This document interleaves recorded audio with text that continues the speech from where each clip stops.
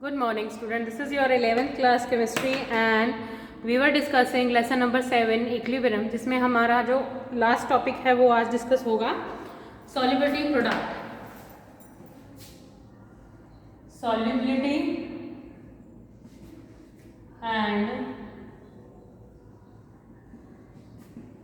solubility product। ये आपका equilibrium का लास्ट टॉपिक है solubility and solubility product. Solubility होती क्या है बेसिकली, जब हम एक सॉल्यूशन लेते हैं और उसके अंदर हम मतलब वो बना कैसे है सॉल्यूशन सॉल्यूट और सॉल्वेंट से बना है। तो सॉल्यूट को जब हम किसी सॉल्वेंट में डिसॉल्व करते हैं वो किस एक्सटेंट तक डिसॉल्व होता है, दैट इज द सॉल्युबिलिटी। ठीक है, उसको हम क्या बोलेंगे, सॉल्युबिलिटी बोलेंगे। ठीक है, अब सॉल्युबिलिटी को आप किस तरह से डिफाइन कर सकते हैं। सॉल्युबिलिटी इज डिफाइंड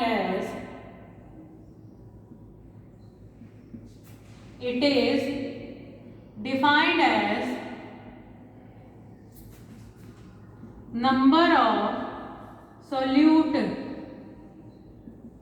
या फिर number of solute particle against the amount of solute is dissolved, defined as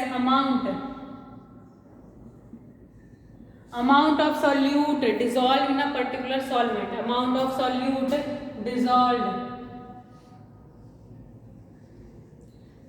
in 100 gram of solvent।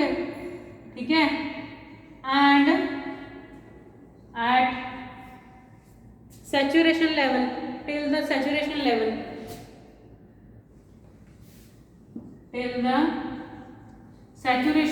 is obtained,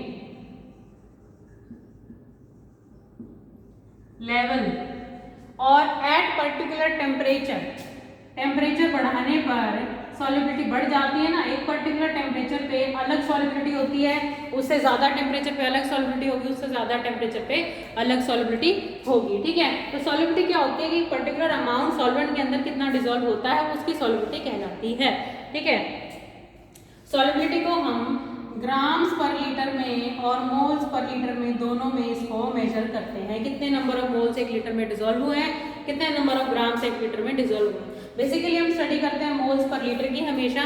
ठीक है, और अगर स्पेसिफिकली आपको क्वेश्चन में पूछा जाए ग्राम्स पर लीटर में, तब आप उसको ग्राम्स पर लीटर में निकालेंगे, अदरवाइज मोल्स पर लीटर में हम इसको स्टडी करते हैं। ठीक है, उसके बाद आता है आपका सॉल्युबिलिटी प्रोडक्ट। उसके बाद क्या आता है, सॉल्युबिलिटी प्रोडक्ट KSP लिखते हैं हम इसको। ये इक्विलिब्रियम कांस्टेंट की तरह ही होता है, या डिसोसिएशन कांस्टेंट लगा सकते हैं आप इसको, इक्विलिब्रियम कांस्टेंट। अब आपके पास सॉल्युबल, ये हम किस हिसाब से लिखते हैं, आपके पास दो तरह के सॉल्ट होते हैं। सॉल्ट हैं जो हाईली सॉल्युबल होते हैं, highly soluble and sparingly soluble. Highly soluble and sparingly soluble. Highly soluble बहुत ज़्यादा डिसॉल्व हो जाते हैं, डिसोसिएट हो जाते हैं, जैसे आपका ये आते हैं जो वाटर में हाईली सॉल्युबल होते हैं, जितने नाइट्रेट्स होते हैं, बेसिकली जितने नाइट्रेट्स होते हैं, नाइट्रेट्स जितने भी होते हैं, जैसे सोडियम नाइट्रेट है, सिल्वर नाइट्रेट है, ये सब क्या है, हाईली सॉल्युबल्स होते हैं, हाईली सॉल्युबल सॉल्ट हैं वाटर के अंदर। ठीक है, आपका अमोनियम आयन है, अमोनियम के हैं, सोडियम के हैं, सोडियम के जितने सॉल्ट बनेंगे, अमोनियम के जितने सॉल्ट बनेंगे, वो क्या है, हाईली सॉल्युबल होंगे। उसके बाद स्पेरिंगली सॉल्युबल क्या होते हैं, स्पेरिंगली सॉल्युबल होते हैं जो बहुत कम सॉल्युबल होते हैं। ठीक है, जैसे आपका सिल्वर क्लोराइड है, जिंक सल्फेट है। ठीक है, ये बहुत कम सॉल्युबल होते हैं, इनको हम बोलते हैं जिंक सल्फेट नहीं, बेरियम सल्फेट बनेगा, जिंक सल्फेट तो हो जाएगा, बेरियम सल्फेट। बेरियम के मोस्टली जो सॉल्ट होते हैं बहुत कम सॉल्युबल होते हैं। ठीक है, और आपका AgBr है, ये क्या होते हैं, स्पेरिंगली सॉल्युबल सॉल्ट्स। ये क्या होते हैं, हाईली सॉल्युबल सॉल्ट्स। बेसिकली जो हम सॉल्युबिलिटी मेजर करते हैं, एक बहुत एक्सट्रीम इनफाइनाइट अगर क्वांटिटी है उसको हम मेजर नहीं कर पाते, तो जो हाईली सॉल्युबल सॉल्ट है उनकी सॉल्युबिलिटी तो इनफाइनाइट होगी ना, उनकी सॉल्युबिलिटी हम मेजर नहीं कर पाते, तो उसकी सॉल्युबिलिटी को हम मेजर करेंगे भी नहीं। हम करेंगे जो स्पेरिंगली सॉल्युबल सॉल्ट हैं, जो स्पेरिंगली बहुत कम सॉल्युबल सॉल्ट हैं, उनकी सॉल्युबिलिटी को हम मेजर करेंगे। ठीक है, उनकी सॉल्युबिलिटी को हम निकालेंगे। सबसे पहले हम क्या करते हैं, एक सॉल्ट लेंगे आप और उसका KSP वैल्यू निकालना सीखेंगे। ठीक है, सॉल्ट यानी कि ठीक है। सॉल्ट यानी कि जैसे आपने ए भी ले लिया, ठीक है, वो कैसे फॉर्म में है, सॉलिड फॉर्म में। अब वो ब्रेक हो जाएगा आपका ए और बी, ठीक है, ए और बी में वो टूट जाएगा, ठीक है।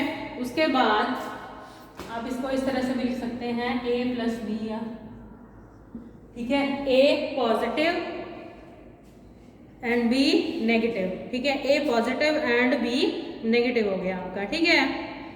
अब क्योंकि ये सॉलिड है, ये सॉलिड है ना, ये एक्वस में टूटा है।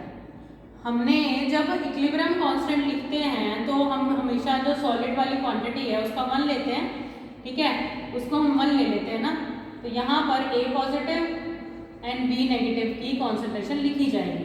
तो इस तरह से ये सॉलिड टूट कर डिजोल्व हुआ है ना, ब्रेक डाउन होकर डिजोल्व हुआ, तो इसका सॉलिबिलिटी कांस्टेंट क्या आएगा कि सॉलिबिलिटी प्रोडक्ट, ये सॉलिबिलिटी प्रोडक्ट क्या आएगा, ए पॉजिटिव एंड बी नेगेटिव, ठीक है, ए positive and B negative.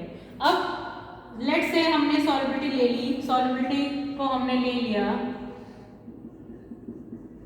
Solubility ले ली हमने एस, सॉलिबिलिटी ले ली हमने एस मान लिया, मान लो सॉलिबिलिटी, तो ए की सॉलिबिलिटी एस, इसकी सॉलिबिलिटी एस, तो इसका के एस की वैल्यू कितनी आ गई, एस स्क्वायर, तो इसकी के एस की वैल्यू कितनी आ गई, एस स्क्वायर। तो सॉलिबिलिटी प्रोडक्ट हम इस तरह से निकालते हैं, सॉलिबिलिटी को का प्रोडक्ट यानी कि इनको मल्टीप्लाई करते हैं, सॉलिबिलिटी प्रोडक्ट आ जाएगा, ठीक है।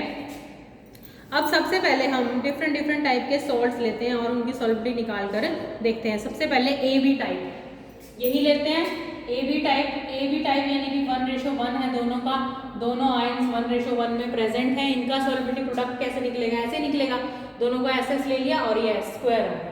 तो जो आयन 1:1 में प्रेजेंट है यानी कि सेम कॉन्सेंट्रेशन है दोनों की, तो हम उसको KSP में लेते हैं। उसका KSP कैसे निकलेगा, एस स्क्वायर, उसका KSP कैसे निकलेगा, एस स्क्वायर से निकलेगा, ठीक है।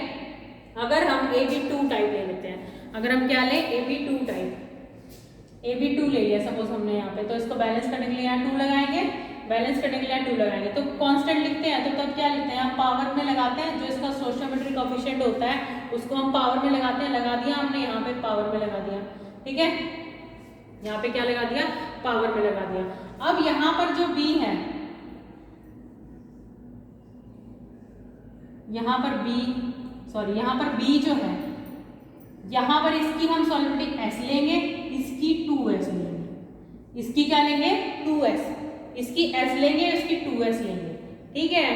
तो यहाँ पर B की जगह हम क्या लिखेंगे, 2S का स्क्वायर, क्या लिखेंगे 2S का स्क्वायर, और इसका KSP वैल्यू क्या निकलेगा, इसका KSP वैल्यू यानी कि सॉल्युबिलिटी प्रोडक्ट क्या निकलेगा इसका, 2 × 2 4, 4S cube, 4S square multiply S, 4S cube, ये आ गया इसका सॉल्युबिलिटी प्रोडक्ट, ये क्या आ गया इसका सॉल्युबिलिटी प्रोडक्ट। उसके बाद हम एक और आयन अगर लेंगे, मान लो फॉर एग्जांपल AB3 टाइप ले लिया हमने, AB3 टाइप,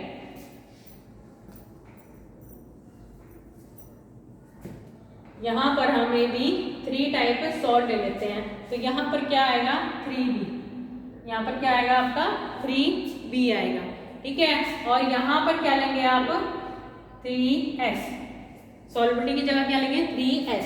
जब इसका सॉल्युबिलिटी प्रोडक्ट लिखेंगे हम तो क्या लिखते हैं, A और B का क्यूब, और अब B की जगह हमने क्या लिखना है 3S का क्यूब, और यहाँ पर S, तो ये कितना आ जाएगा 3 का क्यूब 27, S क्यूब S4, तो इसका KSP यानी कि सॉल्युबिलिटी प्रोडक्ट आ जाएगा 27S की पावर 4। इस तरह से आप सॉल्युबिलिटी प्रोडक्ट निकाल सकते हैं।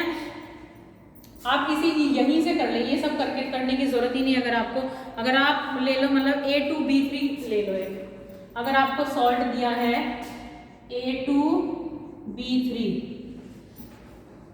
जैसे Na2CO, नहीं ये नहीं बनेगा,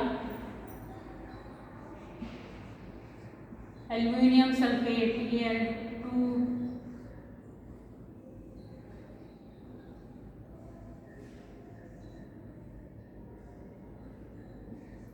+3 - 2, ये 2 से ठीक है, एल्युमिनियम सल्फेट बनेगा आपका यहाँ पर, ठीक है।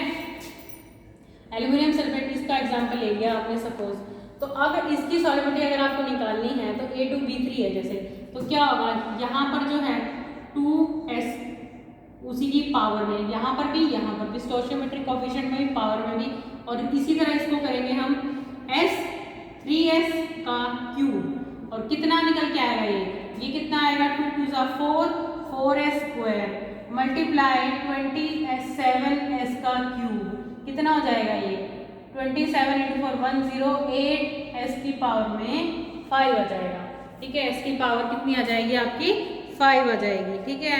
इस तरह से आप KSP वैल्यू, तो इसकी KSP वैल्यू कितनी आएगी, इसकी KSP वैल्यू आएगी 108 s की पावर 5। ये यहाँ पर भी और यहाँ पावर में, ये यहाँ पर भी यहाँ पावर में, सीधा निकाल देंगे आप इसको, ये इसका सॉल्युबिलिटी प्रोडक्ट आ जाएगा, ठीक है। तो इस तरह से आप सॉल्युबिलिटी प्रोडक्ट निकालेंगे। यहाँ पे आपका चैप्टर आयनिक इक्विलिब्रियम कंप्लीट खत्म हो गया। नेक्स्ट टाइम हम नया चैप्टर स्टार्ट करेंगे, lesson number 8 redox reaction. Thank you and have a nice day.